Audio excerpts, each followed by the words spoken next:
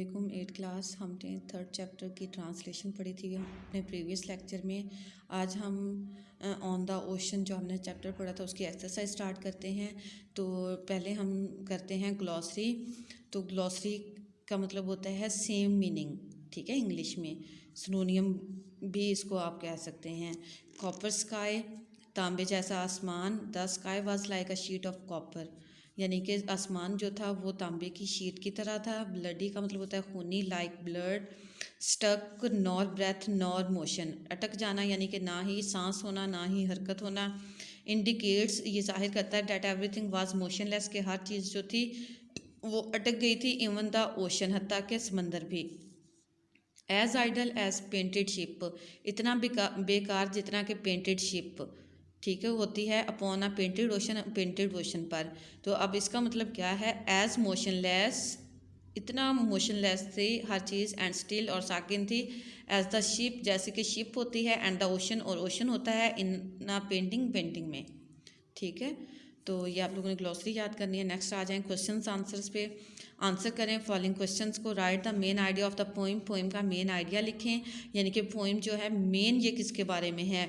In this poem, इस poem में the poet explains, poet जो है वो एक्सप्लेन करता है द हार्डशिप्स, मुश्किलात को। एंड डेंजर्स, और ख़तरात को। ओल्ड सेलर फेस्ड, जो बूढ़े सेलर ने फेस किए। ड्यूरिंग द सी वॉयज, समुद्री सफ़र के दौरान, ठीक है। एंड नेक्स्ट है हमारा क्वेश्चन, डिफाइन करें ब्लडी सन को। The sun was hot and dangerous, सूरज जो था वो गर्म था। एंड डेंजरस, और ख़तरनाक था। इट लुक्ड रेड, ये रेड दिखाई देता था। हॉट और गर्म था। लाइक ब्लड, खून की तरह।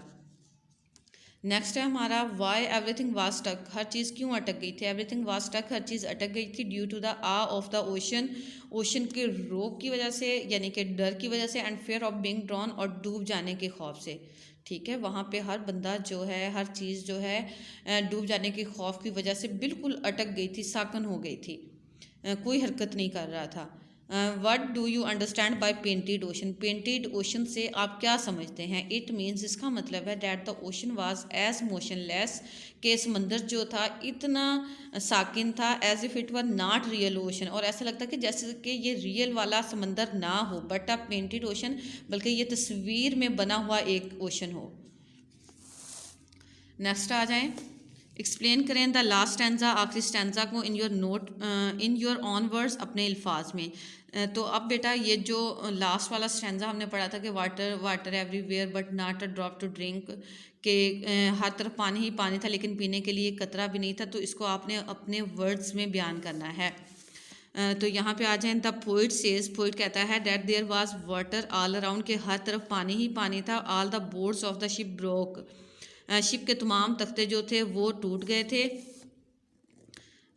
आल्दो, अगरचे, देयर वाज वाटर, पानी था। ऑल अराउंड, हर तरफ। Yet it could not be drunk, लेकिन इसको पिया नहीं जा सकता था। क्यों नहीं पिया जा सकता था? क्योंकि वहाँ पर पानी में जो पूरा अमला जो था वो डूब गया था और मर गया था। नेक्स्ट है, अंडरलाइन करें words in the poem which rhyme with this, ठीक है, जो राइम करें इनके साथ, इनकी सेम आवाज़ हो जिनकी। तो बेटा अब राइमिंग वर्ड्स क्या होते हैं? ऐसे वर्ड्स जिनकी एंडिंग जो है वो सेम आवाज़ में हो, उसको राइमिंग वर्ड्स कहते हैं। जैसे कोई भी पोइम है तो उसका जो लास्ट वर्ड है जिस आवाज़ में है, तो पोइम की जो दूसरी लाइन होगी वो भी वर्ड ऊपर वाले के साथ मैच करे, ऊपर वाले की आवाज़ दे, तो उसको क्या कहेंगे हम? Rhyming words. यानी कि राइमिंग वर्ड्स ऐसे वर्ड्स होते हैं जो सेम आवाज़, जिनकी एंडिंग जो है वो सेम आवाज़ में हो। तो अब बेटा ये आपने क्या करना है? ड्रिंक का श्रिंक, ठीक है, ओशन, मोशन, मून, नून। नेक्स्ट है, कैन यू थिंक, क्या आप सोच सकते हो? Of any other words with the same sound, ठीक है। ये जो हमने ऊपर पढ़े हैं, श्रिंक, ओशन, मून, इसी साउंड के आप और वर्ड्स जो हैं वो सोच सकते हैं, यानी कि आपके माइंड में आ रहे हैं तो बेटा आप राइट कर देना, ठीक है। लेकिन बुक पे उन्होंने जो राइट किए हुए, सिंग, पिंक, रिंग, लोशन, मोशन, सून, रूम, ग्रूम, ठीक है। नेक्स्ट है बेटा प्रीफिक्स। तो बेटा प्रीफिक्स का उर्दू मतलब होता है साबका। इंग्लिश जो इसकी डिफ़ाइन है वो इस तरह से है कि प्रीफिक्सेस जो हैं ये ऐसे लेटर्स होते हैं जो किसी भी वर्ड के स्टार्ट पे लगते हैं, ठीक है। प्रीफिक्सेस जो हैं ये ऐसे लेटर्स होते हैं जो किसी भी वर्ड के स्टार्ट पे लगते हैं, और जब ये किसी भी वर्ड के स्टार्ट पे लगते हैं तो उसका पूरा का पूरा मीनिंग जो है वो चेंज कर देते हैं। जैसे अब हैप्पी है, अगर हम इसके शुरू पे अन लगा दें तो ये क्या हो जाएगा, अनहैप्पी। पूरे का पूरा मीनिंग चेंज हो गया ना, बल्कि उल्टी हो गया हैप्पी का। तो इसी तरह जब ये किसी भी वर्ड के स्टार्ट पे लगते हैं तो इसका मीनिंग चेंज कर देते हैं। बहुत सारे प्रीफिक्सेस हैं, लेकिन यहाँ पर जो प्रीफिक्सेस का उन्होंने जिक्र किया है वो डिस है और इंटर है, ठीक है। और उन्होंने बताया कि डिस का मतलब क्या होता है अगर वो हम किसी सेंटेंस के स्टार्ट पे लगाते हैं, और इंटर का क्या मतलब होता है जब हम उसको किसी भी वर्ड के स्टार्ट पे लगाते हैं, ठीक है। तो अब बेटा प्रीफिक्स डिस मीन्स, डिस का मतलब होता है नॉट, यानी कि बिल्कुल भी ख़त्म होना, ना होना किसी भी चीज़ का। जैसे अब लाइक, डिसलाइक, अगर हम उसके शुरू में डिस लगा देंगे तो इसका मतलब हो जाएगा बिल्कुल भी नहीं पसंद करता, ठीक है। अब इंटर का मतलब क्या होता है, इंटर का मतलब क्या होता है कि दरमियान में, ठीक है। जैसे लिंक, ठीक है, लिंक होना, अगर हम इसके शुरू में इंटर लगा देंगे तो इट मीन्स इंटरलिंक, ठीक है। तो अब बेटा आ जाएं यहाँ पे एग्जाम्पल। इंटीग्रेट का मतलब होता है मिलाना, डिसइंटीग्रेट बिल्कुल भी ना मिलाना, मुंतशिर कर देना। नेशनल का मतलब होता है कौमी, इंटरनेशनल बैनुल अक़वामी।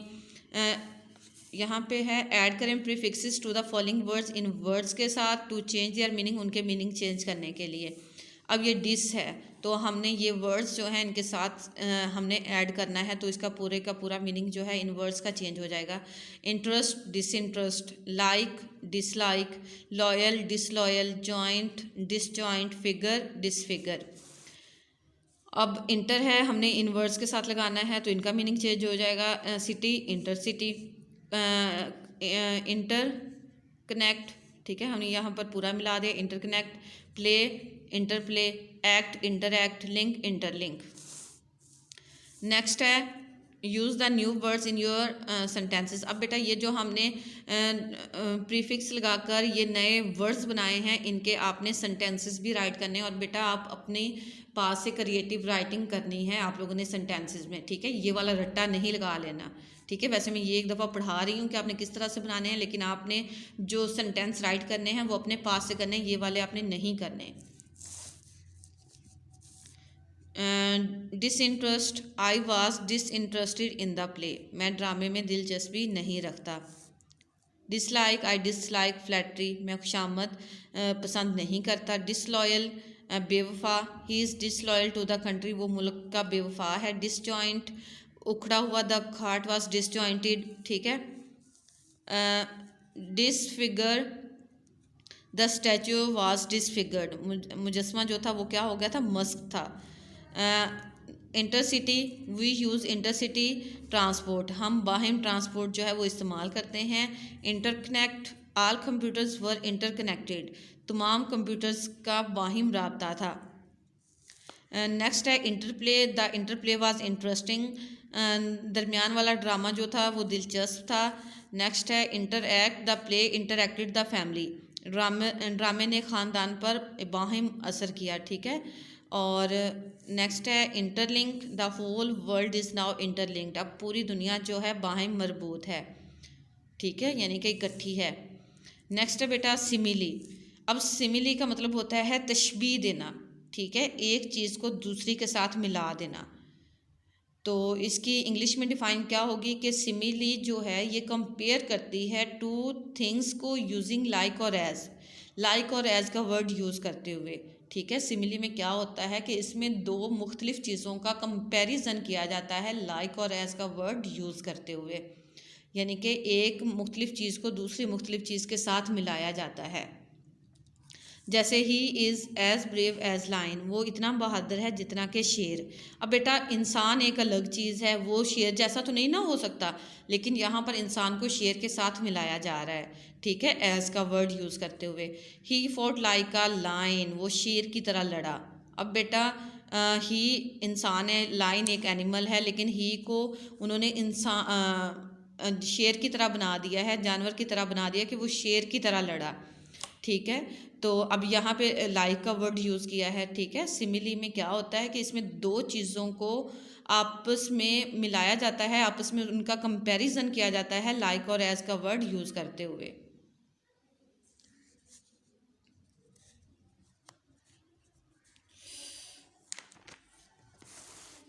नेक्स्ट है we see an example of simile in the poem. Poem में हम सिमिली के एक एग्जाम्पल देखते हैं। एज आइडल, इतना बेकार था, एज अ पेंटेड शिप, ठीक है, जितना के पेंट की हुई शिप हो।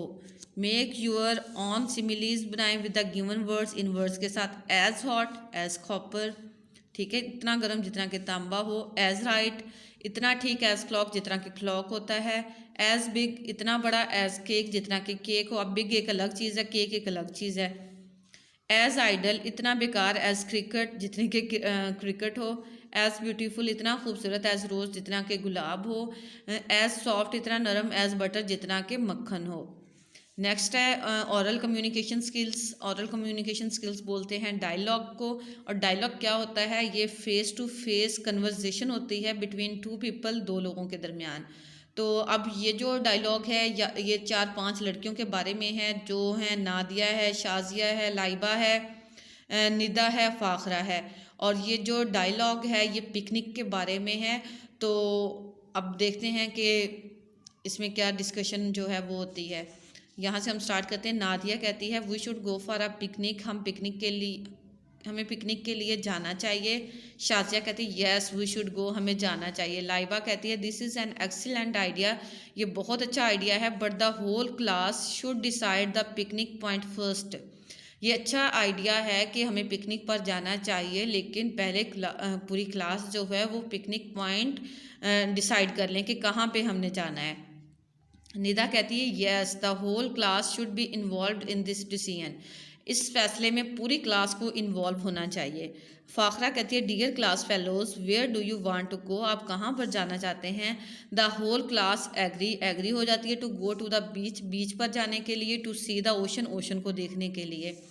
अब नादिया कहती है well the beach is a very good place, beach जो है ये एक अच्छी जगह है।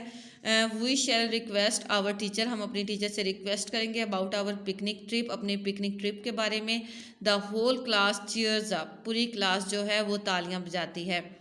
अब बेटा ये डायलॉग जो है ज़रूरी नहीं है कि आपने सेम यही वर्डिंग आपने यूज़ करनी है। बेटा आप अपने पास से क्रिएटिव राइटिंग भी कर सकते हैं, लेकिन आप लोगों ने ये माइंड में रखना है कि आपका जो ग्रामेटिकल स्ट्रक्चर है वो बिल्कुल ठीक हो, ठीक है, ग्रामेटिकल मिस्टेक कोई भी ना हो।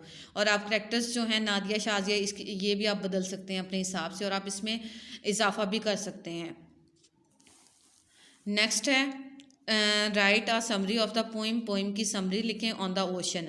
तो बेटा ये आप लोग नहीं करोगे, अगर वैसे तो ये आती नहीं, अगर आ भी गई तो आप जो हमने पीछे क्वेश्चन आंसर किए हैं वही सारे जो आंसर्स हैं वो उठा के पैराग्राफ की शक्ल में लिख देना।